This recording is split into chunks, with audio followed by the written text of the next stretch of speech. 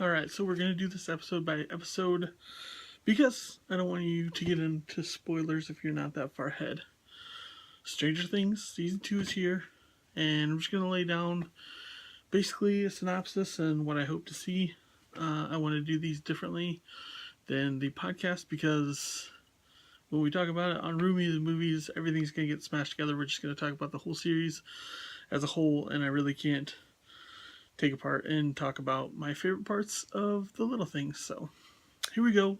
Stranger Things Season 2 Episode 1, and it feels like putting on an old pair of worn shoes. It feels so good. The writing's still excellent. It fills you with so much information. It feels like what could easily be a 2-hour episode. At no point does it really have any lulls. It's gives you just enough of a bite to get back to that bit of the story. It's still very fractured, like the first season was, where it jumps from storyline to storyline. You have the four main boys. Their parents have become main characters, and then the kids in high school. And it's now a year later from the first season, around Halloween time, and so let's go over everything that basically happened. Spoilers at this point, so if you haven't watched this episode, don't go any further because I don't want you to be spoiled, because I think this season is going to be really special. There are going to be 9 episodes in the second season. I'm going to be watching them all, recording a little video afterwards, so all these will take place before I see the next episode, so you have that as a guarantee. So episode 1, you start off with this bank heist scenario. There's a couple kids waiting in a van. Some kids run out with masks, some fucking mohawks. Just rad time. Jump in this van, take off.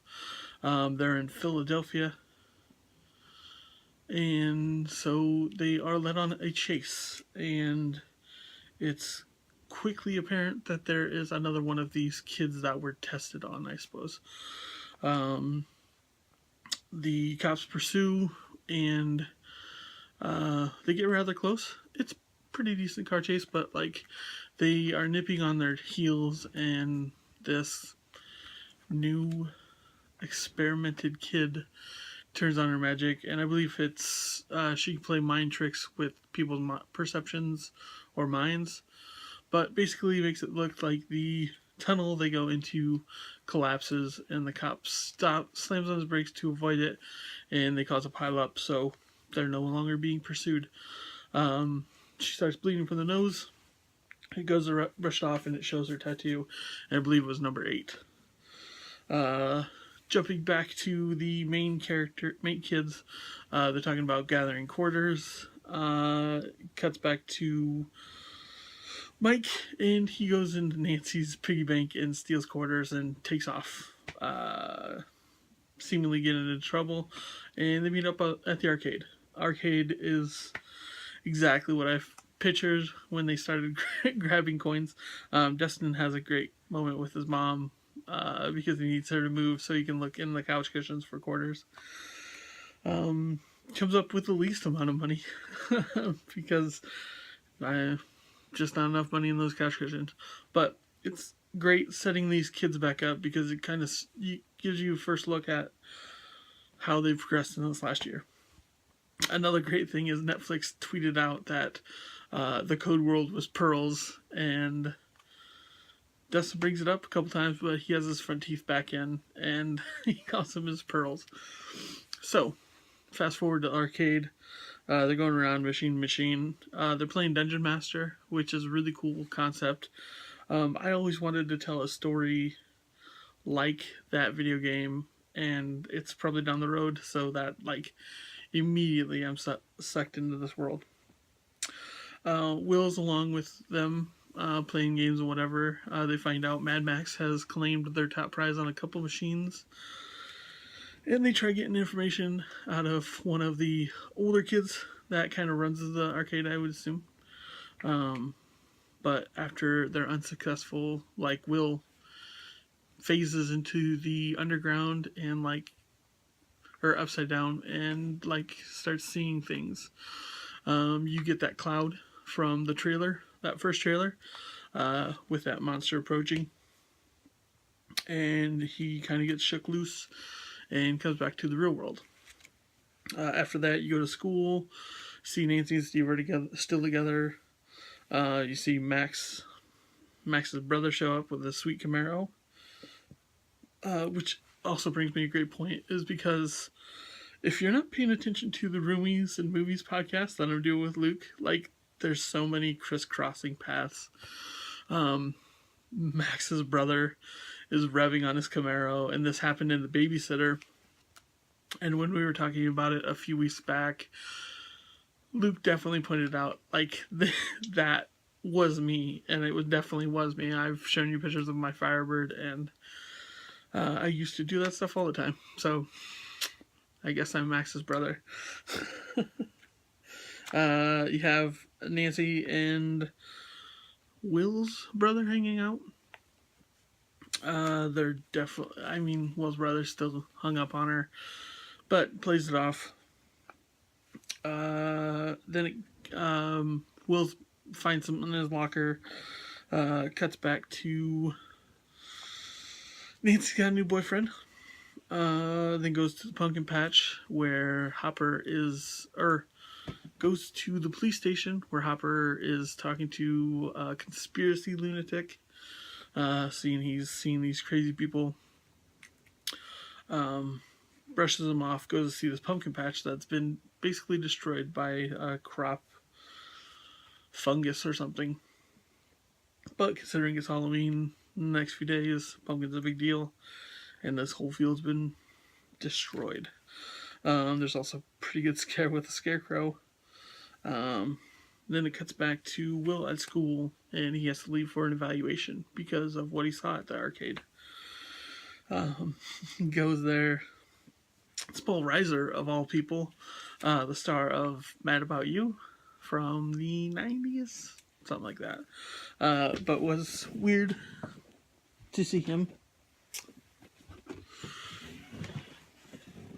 And, yeah.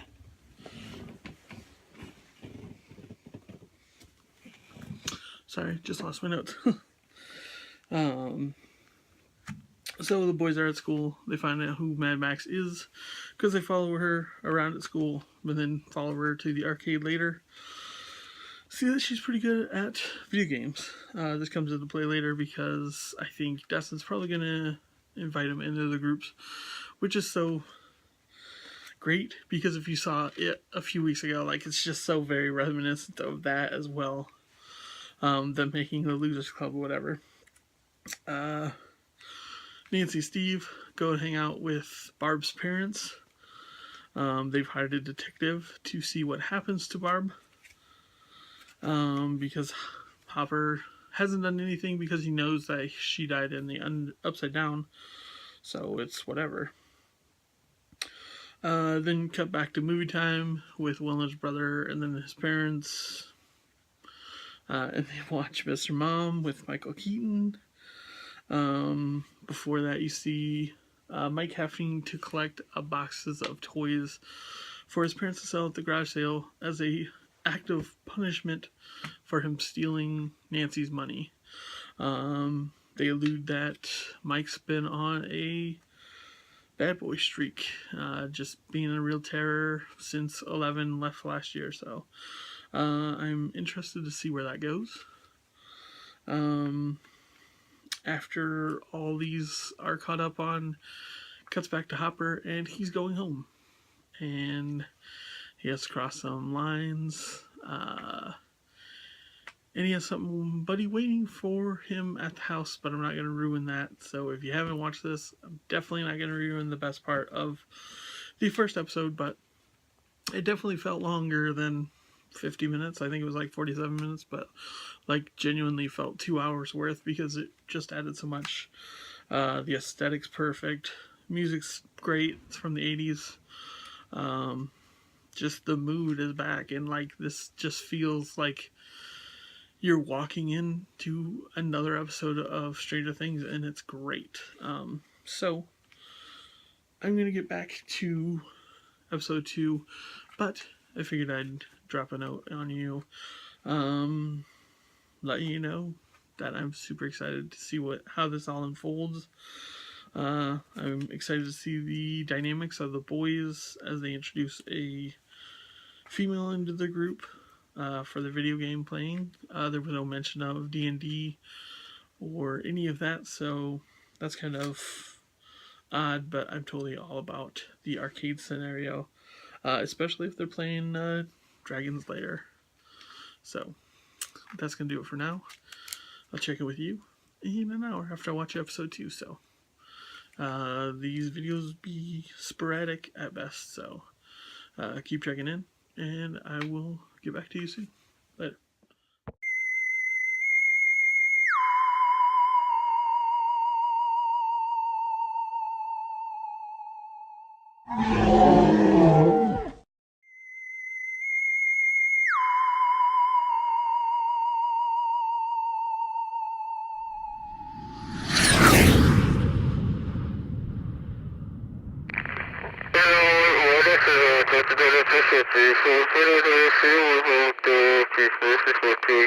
Pretty good.